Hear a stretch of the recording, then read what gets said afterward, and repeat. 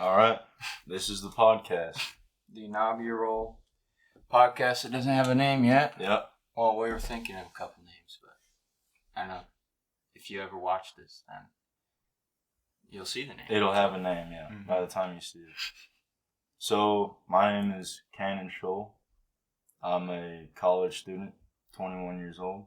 Go to Tennessee Technological University. I am, at a very surface level, a fraternity president at the moment. I got about 3 more weeks left of my term. And you can't wait to get out? Can't wait to get out, man. It's ridiculous. It's like herding cats and a bunch of lazy cats at that. That's fun. Yeah. But, yeah, I'm very interested in health at the moment. Focusing a lot on, restrictive diets, gut health, cooking even. Mm-hmm. So, what about you, man? Well, I'm 21, and I go to the University of Tennessee, Knoxville. I am an econ major, and I'm interested in, everything, but I guess for the uses of this podcast, we'll probably be talking about health first and foremost, since that's Kanin's expertise at the moment. But we'll go into other things like philosophy, since we're both Christians as well. And like I'm interested in psychology, technology, cars, anything of the above, and he is too. Mm. So I'm sure we'll get into just about everything. But, what really makes us credible, That's something I've been thinking about. And I would just say that, everything that we do and learn about is relevant for other people. Even if maybe my basis of knowledge is bigger or smaller than yours, I think that everything that someone says is an articulated version of all their thoughts beforehand of what they've experienced in their lives. So,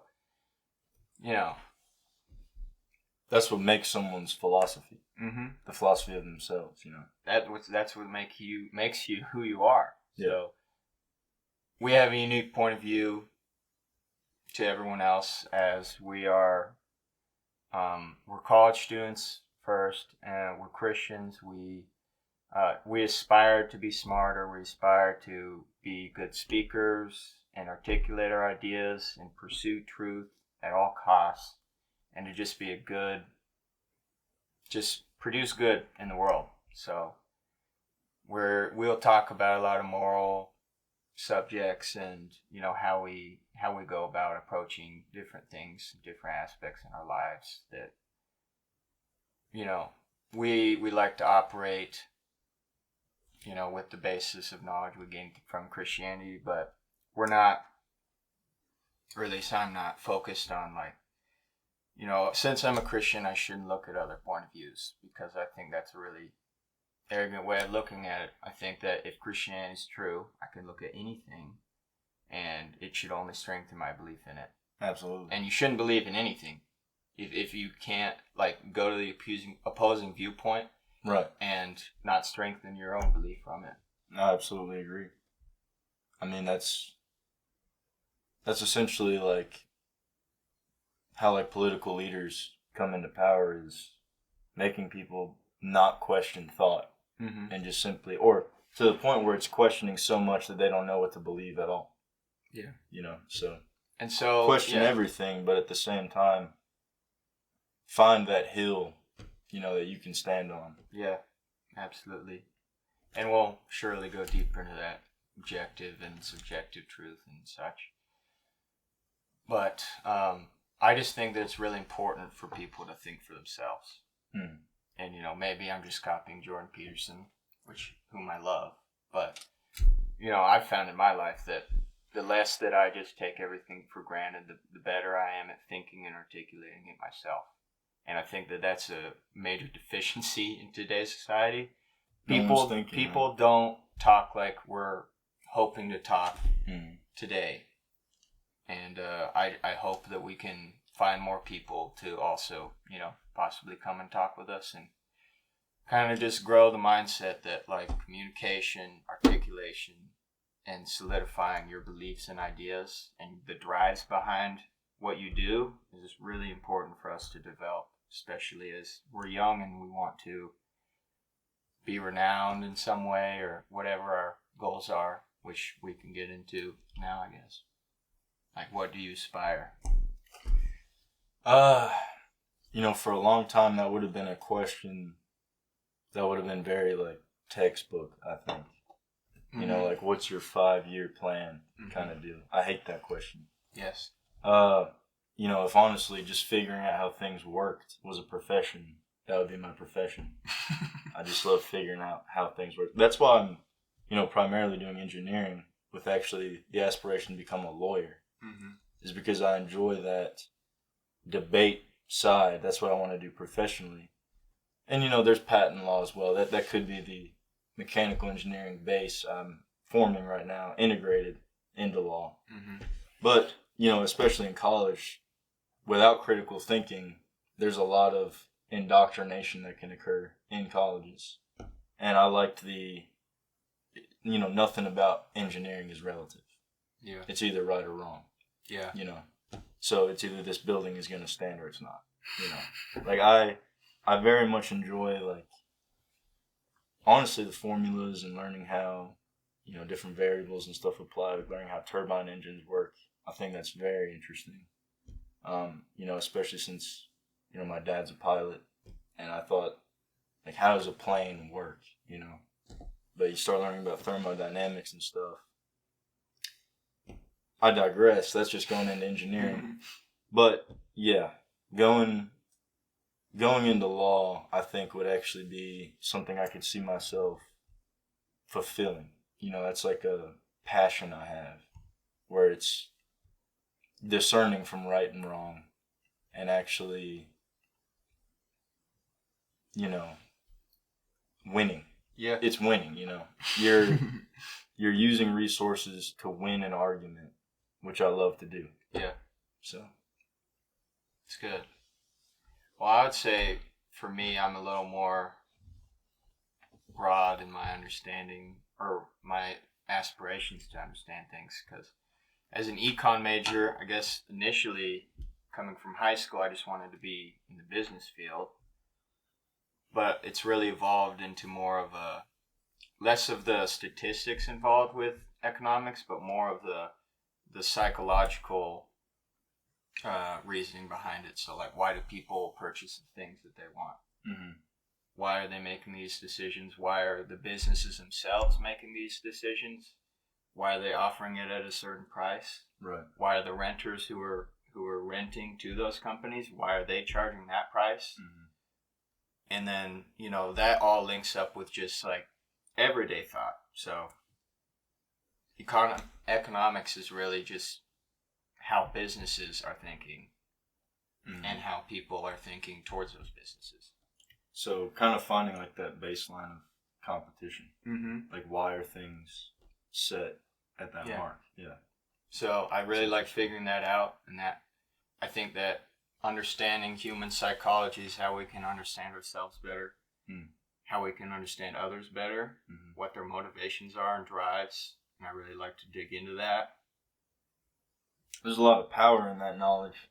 Exactly. No, like, so there's a man so every time you, like, look at cigarettes, what do you envision? You envision someone who looks cool, someone who has power, and that wasn't an accident. That mindset was put into your brain by an expert psychologist. Right. The nephew of Sigmund Freud. Really? Yes.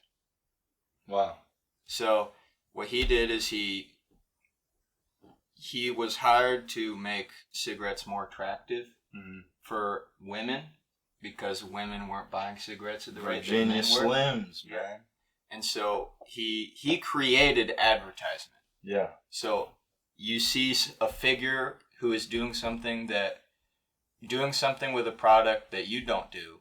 So we see famous people with, like, their Nike clothing, and we're like, well, I want to be like them, so I need to buy that. Right. He created the psychological need for something in advertising, which is just, it's so interesting to me how someone could have that kind of psychological power over you just because you saw a picture or a billboard. You ever seen a Playboy magazine, man? Mm-hmm. Aside obviously from like the main appeal to for those magazines, it's filled with liquor advertisements, cigarette advertisements, watch, suit, shoes. It's all these different things, and not that I'm an avid reader of Playboy, I just have seen them, and it's almost like a time capsule, because now we get advertisements on our phone, and just. I would say that's the main source of advertising power these days, is people's phones. But, you look through these magazines and you got like a cowboy on a horse smoking a Marlboro. Yeah. And it's like the foundation of American men or something like that, Yeah, that is actually really interesting, But knowing those techniques has helped me like kind of view things just on the base level. Like, was I manipulated to feel that way towards a product? Like, do I need to be drinking this Monster? Why am I drinking this Monster over the alternative? Black coffee. I usually prefer coffee, but no, yeah, this isn't good for you. Interesting. So, yeah, don't believe anything, even if you think that that's like a basis of knowledge to adhere to. You're like, well, I like Nike and I like Gatorade. Really? Do you? Why? Right. There's nothing healthy about a Gatorade. No. There's nothing in a Gatorade actually hydrates you. Well, it does have some sodium. There's potassium, but it is very potassium? Bad. Yeah. Okay. Well, the 3 essential electrolytes. No magnesium though. No magnesium. Need magnesium. Almost no electrolytes drink include magnesium. Yeah. Yeah, even like Pedialyte or it's mostly sugar. I don't think I told you about this. So over the summer when I was working at Kroger in Cookeville, there was this manager. I guess I just won't say her name because this is going on the internet. But a real short, fat lady, obviously completely has neglected her health for years. She was telling me that in the freezer there were free freeze pops for the employees because it was summer. The Pedialyte ones? No, just straight sugar syrup, And she said, you should actually, you should have one of those like maybe every 1 or 2 hours. And I was like, oh yeah, why is that? She said, because the sugar is actually really good for hydrating you. And I wanted to laugh, but I was just like, oh wow, it's amazing to me how advertisement can actually blunt people's knowledge or pursuit of knowledge. Because then at that rate, it's just, I've maybe heard this and I like to eat freeze pops. I'll just correlate them both with, it's actually good for you. Yeah. So like a good example right now is Prime. Yes, dude. It's the Gatorade alternative Logan Paul is a part of. If you actually look at the nutrient breakdown of Prime, it only has potassium. It doesn't have any sodium. It has low sugar, but that's because it has a bunch of artificial sweeteners. Which is, in my opinion, worse for you. Well, that's arguable. But, yeah. Either way, it's bad. Mm-hmm. Yeah, I don't think artificial sweeteners are good either. It's just hard to determine which is worse because artificial sweeteners still give you the insulin spike. Yeah. So if you do eat a carb if you eat a carb near the time that you get an insulin spike, it's going to be worse for you. Right. But if you can do your best to like drink the artificially sweetened thing, which is what this is, no sugar, without like having a carb in between, that the insulin can dissipate and there won't be as significant of a problem. Now, the long-term ramifications of artificial sweeteners have yet to be proven. I don't think there are a lot of studies on that. But sugar, you just get it because you need to process the sugar. Right. So, sugars are good and bad. The difference between like pure sugars, like that come from honey or those are honey or far fruit, different. Those process differently in the way that insulin spikes because they actually don't increase your baseline insulin resistance. Really? Yeah. So if you're eating sugar all the time, your baseline insulin resistance is going to be really, really high. Right. And so you need to keep that sugar going to actually stay at like a good level. Whereas like sugar and honey have been proven in a study I'll probably link down below to, they'll still spike your insulin, but they'll return back to baseline levels. That's why I prefer... Rather than below? As opposed to like just table sugar, you would go below baseline? Yeah. Okay. Interesting. So it kind of correlates the same with like dopamine. Mm-hmm. Okay. It's very similar. That's interesting. That's part of the reason why I'm doing carnivore right now. Mm-hmm. Actually, is because, based off skin indicators, scalp indicators, general feeling, I came to the conclusion I thought that I was insulin resistant. So my answer right now has just been to remove carbohydrates. Yeah. I didn't know that honey, because that's still sugar though. It is. Let's say you have like candida, like yeast overgrowth in your gut. Will the honey still feed the yeast? It probably will. Okay. So I guess then for my purposes I should continue. Well, I would say it's a good idea to get rid of the yeast problem and then you can start implementing them. Yeah. The safe ones. Now I have I've been on Paul Saladino. Mm-hmm. I watch him a lot. I was just about to say he's a proponent of the animal-based diet, which is, meat, cheese, dairy, and fruit. Foods. The most sought after fruits by native tribes. But the problem I've been having is after a few days of being really pure in the diet, I'll get insane inflammation. So like I will feel my legs just like blowing up. Really? Like my knees will start hurting really bad. Wow. Things like that. It's probably because I'm not eating enough carbs to offset it, because that is a symptom. If you get off of carbs, you're gonna like probably have like a little wave of inflammation. Okay. Because your body's just getting used to only running off of meat. Right. And so, but it's been really hard for me to just eat fruit as a carb source, fruit and honey, because I also have like dairy issues, like eating a lot of it. Yeah. So I'm still working on it. It's unfortunate you can't find. And I think that sourdough can be permissible.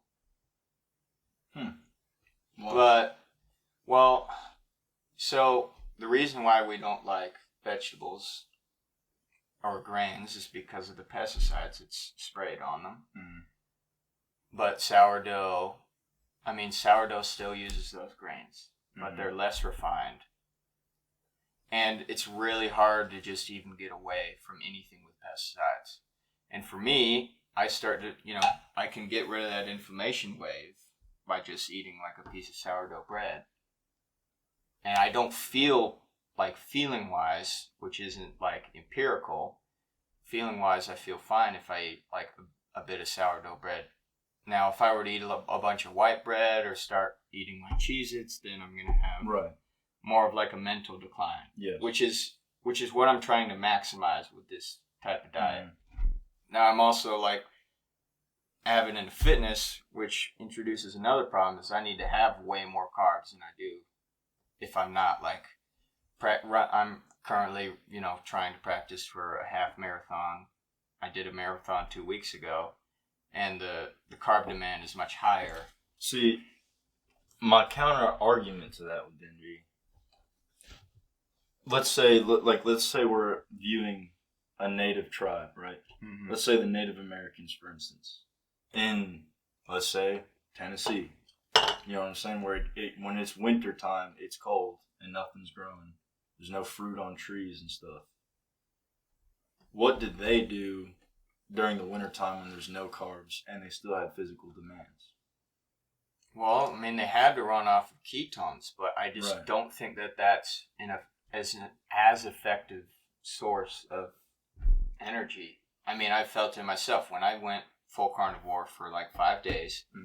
Cognitively, I was more clear than I've ever been. Yes, that's what I was going to say. It's like limitless energy. Limitless energy cognitively, but as far as like lifting strength or running strength, I felt that it wasn't as good. I mean, I'm doing this high intensity training, right? This Mike Mincer-esque program, I'm still getting stronger every time I go into the gym. But do you feel as good when you do it, or I feel just the same. Hmm. I will say one thing I have noticed, and I do have potassium powder, magnesium powder, and Himalayan salt that I add liberally to my water that I drink throughout the day. Likewise. And I have noticed I stay sore longer. Yeah. I stay sore. Like, I hit legs on Tuesday, and today is Saturday, and there's still a little bit of residual soreness in my legs. I think the carb deficiency has something to do with that. I couldn't tell you exactly. I think, though, when you're in full ketosis, and, my primary reasoning behind the carnivore, low carb, zero carb, really, diet is candida overgrowth, in my opinion.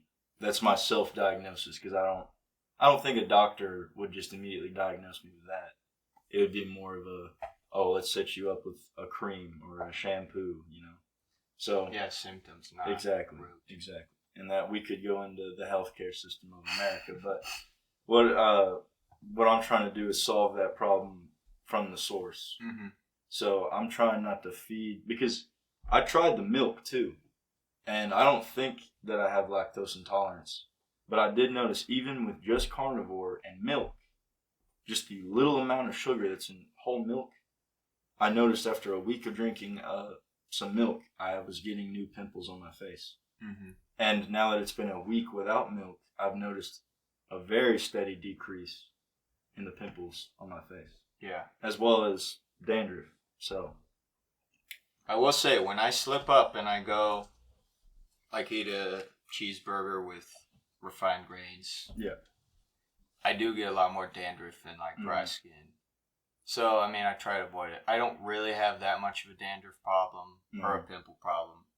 Right. But I can tell, like, my scalp is more inflamed than normal. I mean, the way I'm doing things now, I'm pretty much self-experimenting with a running theory that for about half the year, humans are supposed to be in ketosis. Because that's the winter months. That makes sense. When there are no readily available carbohydrates, maybe besides some milk, maybe besides some roots that were, available to humans. Otherwise, it was animals, which spent all summer getting fat, processing plant nutrients for us. You know what I'm saying? So I think when, fruits are in season and bees are pollinating things and making honey, it makes them, there's a natural solution to every natural problem. And there really are no bodily problems that are unnatural. Autophagy, if you're in a calorie deficit, like people in Okinawa, for instance, they live to be over 100. Yeah. Because it sounds weird, they're almost always in a calorie deficit. Always. Their bodies are constantly removing the impure things in their bodies. And, you and I both have, not to the extent of Mr. Olympia, but bodybuilding aspirations. Yeah. So that's difficult for us to swallow. Oh, well, you have to lose weight all the time. But it's hard. Yeah. I'm currently losing weight right now. I'm usually, like, my metabolic, like, weight usually is around 160 if I weren't, like, changing things intentionally. But now I'm trying to go to 150 pounds so that I'm better at running. So my strength is going to decrease, my size is going to decrease, but I'm getting a lot leaner. Yeah. And when I'm not in a calorie surplus, I can tell cognitively I am so much better. Yeah, it's me interesting, isn't it? Like how that works. It's almost like when your body realizes that there's not plentiful food, it's like, all right, let's focus to get some food. It's interesting. That's why I usually, although it's not helpful for, like, lifting, and that's why it's such a dilemma. I usually don't eat till like 2 o'clock. Right. But I've been experimenting with maybe if I, like, eat something that's, like, just fat in the morning, then I can get away with it. I've noticed that. And not get cognitive decline. I've noticed with carnivore, you can eat throughout the whole day. Yeah. And not lose any cognitive ability. Yeah, and just like my intermediate, like, test on myself, Like I'll have like some charcuterie, some cheese. And I actually have been eating grapes too. Okay. And I had no cognitive decline throughout the day. Just having that until like 2 o'clock when I ate a bigger meal. Because, okay, so from what I've, researched and heard, the whole point of carbohydrates is to essentially create a barrier in your body's priority of usages of things, is to create a barrier between the carbs and your muscle. So your body will use the carbohydrates that you have stored before it starts using, fat stores, but then eventually, once you have no more fat, it'll start using muscle stores. Well, actually, how the body goes about it, and this is why you gotta be careful when like switching to carnivore and back and forth and stuff, is it takes a long time for your body to realize that it's run out of carbs. And so if you have like very little amount of carbs still in your system, it'll start taking muscle tissue and turning that into energy before it's going to turn fat stores into energy. Interesting. And so you have to enter as fast as possible because it's easier for your body to turn muscle tissue into energy than it is for it to, because it's proteins. Because proteins are easier for it to take energy from even than fat. I wonder why that is. Don't know enough. Like that doesn't actually make sense, Like I'm not saying that you're wrong. I'm just saying that like you'd think in bodily process priority. Well, I think it also might depend on person to person. There's a lot of genetic background that goes into like how we should be in a diet. So like you were using the Native American example where there is a winter. Yes. But if we go to tribes in Africa, nothing changes. They have, it's tropical year-round. Closer to the equator, Tropical year-round. They have the same, flora and fauna all year. Yeah. And so some people might, be more reciprocal to having bread. Some people might be, less reciprocal to that.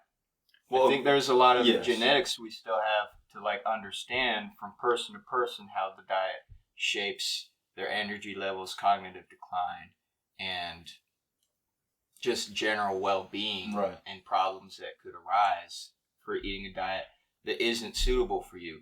Like, for example, Asian genetics in general can't process lactose. And so that's just a genetic underlying background. Like, Asian people can't drink milk as easily as white people can. Interesting. And that's just an underlying genetic barrier. And I think that there's a lot that we still have to figure out about that. Right. And maybe I don't know about it. This is all... Either way, clearly there's something wrong with the American diet.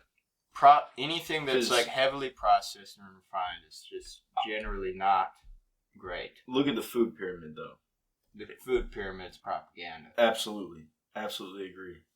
But 60%, they recommend at least 60% of your diet be carbohydrates. Ridiculous. 60% carbohydrates, 25% protein, and 15% fats. And I'll tell you why that is. Now, it's a what I've learned video, but generally, when the nutritionists were developing the food pyramid, people in the advertising division of that thought that it would be unrealistic for people and thought that there would be too much pushback and that it was too far for them to actually do an efficacious diet. So they told them to include grains and stuff. I mean, just think about it economically. Yeah. If you have a bunch of cereal companies that want people to buy cereal, what would be the worst thing for you? To tell people not have a market for cereal. Yeah. So there's a lot of company interest behind how the food pyramid was developed. Right. And again, it just takes people thinking for themselves. The government doesn't always have your best interest because there's way too much lobbying going on. There's way too much business control in how, like, standards are developed. Okay. So it looks like we're cut off. as I was about to explain the reason behind the food pyramid, and it all links back to the psychology of advertising, like we talked about earlier. So, when they were developing the food pyramid, there was some considerations by the nutritionist for what it should include, and it would look a little closer to what we're talking about. But because of all the monetary backing and ideas behind other people making the decision to put forward this model in the government, it was developed in the way it was. So, say a cereal brand, it wouldn't be advantageous for them, money-wise, for people to be told that they shouldn't be eating grains. Right. And so it just makes total sense that the food pyramid was simply created to benefit companies that produce processed food that isn't healthy for them. Right. It's hard to market beef and whole foods to kids. They can't point out to their mom. It's not as awesome as a lollipop. Yeah, no. I mean, I would prefer it a lot of the time. I like meat, but I think as you mature, you probably come to like meat more than carbohydrates. Yeah. I don't know why that is. I mean, maybe carbohydrates have a big role in development. Infant to child development. Mm-hmm.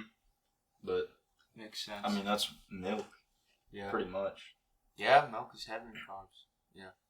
Less so in a woman's breast. Right. Yeah. Than a cow's breast. Cows have been modified to produce a lot more lactose than humans do. Mm. So, anyways, the difference is just biological. And then also we left out a pretty important part. All that we're saying is pretty. It sounds pretty legalistic, but none of these ideas are fully developed. And as we study and learn more, we're going to be looking deeper and deeper into things, and we could even change our views completely. Right. But there are certain things that we fall down on and trust to be truth. Mm-hmm. These are more opinions that we're sharing just to get your brain running so you can think about it. You should be thinking, you should be articulating ideas, linking them to how you are, how you feel. Nothing of what we're saying is what you should do. It's what we think you should do. Right. And I don't prefer to give prescriptive advice most of the time. Right. I like to make people think and decide on their own what their prescriptive advice should be for themselves. What we're simply facilitating is a environment, or it's a projection of our own questioning of thought, produced into a podcast. Yeah, it's our own critical thinking skills and questioning of things, and by certain self-experimentation, we come to these conclusions that we find to be true, at least for ourselves. Yeah. And not everything's a cookie cutter method, and certainly nothing's so blanket that it can be applied to everybody, but some things, like faith, for instance. But that could go on forever. That's a very deep subject, and I would like to have someone on the podcast that can oppose their viewpoints in a lot of ways. But they're intelligent in the opposition. I don't want someone to oppose it because they haven't thought about it and they've just simply read things. Right. They have to be able to articulate at the same level that we do in opposition to our objections. So, right. Who knows? We'll try to get some people at least on our base level or higher. Who knows what that will be? So we'll see for the future of this podcast. But moving forward, what else? Let's see. Talked about health. Yeah, we talked a lot about health. Now let's talk about currently what our fitness aspirations are, what we do, kind of methods we take towards it. All right. So as mentioned, I am currently following Mike Mintzer's heavy duty, high intensity training style, but specifically his consolidation routine. And what does that entail? So from a little bit of backstory. Grayson and I used to train every day in high school. Oh, yeah. And well, 5 days a week. Yes, 5 days a week. Yeah. And I would say I made considerable progress from where I started. We were following Jeff Nippert's program. Yes, his power building program. Yes. Yep. And I did see considerable progress. I think though a lot of that was due to my. It sounds weird and kind of backwards based off what I'm going to recommend, but my awful diet. Yeah. I was eating anything and everything from, corn nuts just because of the carbohydrates to, what are those little muffin things? The little blueberry muffin, the Entenmann's or whatever. Little bites. Yeah, the little bites. Just drinking half a gallon of milk a day, all this stuff. And had I not been on Accutane at the time, I really think I would have seen my acne skyrocket to another level of bad. Mm-hmm. So my approach now is obviously the diet first and foremost. Doing carnivore now. Do you find it hard to get protein levels with the amount of satiation you get with the carnivore? Because that's a problem I've been running into too. No, actually. No? So I'm completely just doing eat when I'm hungry, stop when I'm not. Mm-hmm. And it's almost weird when you get to a point on carnivore. It's like the beef will just not taste good when you're done eating. Yeah. But when you're hungry, dude, it's like melt in your mouth candy. Mm-hmm. It's amazing. But going more towards the training side of things, I came across Mike Mincer, his audio books, his tapes from back in the 90s. Oh. And well, that concludes health part 1 is what we decided to call it. We concluded with him starting to explain Mike Mincer's program, and then the camera died, so we can elaborate a little further on to those things in the next episode, and then hopefully have a more topical discussion after this little free discussion that we had, and it'll be a little bit more structured, but looking forward to further discussion. Absolutely. My brain is fried, and I like that. I didn't know that I could max out my brain, It's a good feeling, honestly. Yeah. I will probably wreck when I drive home. Okay. Till next time.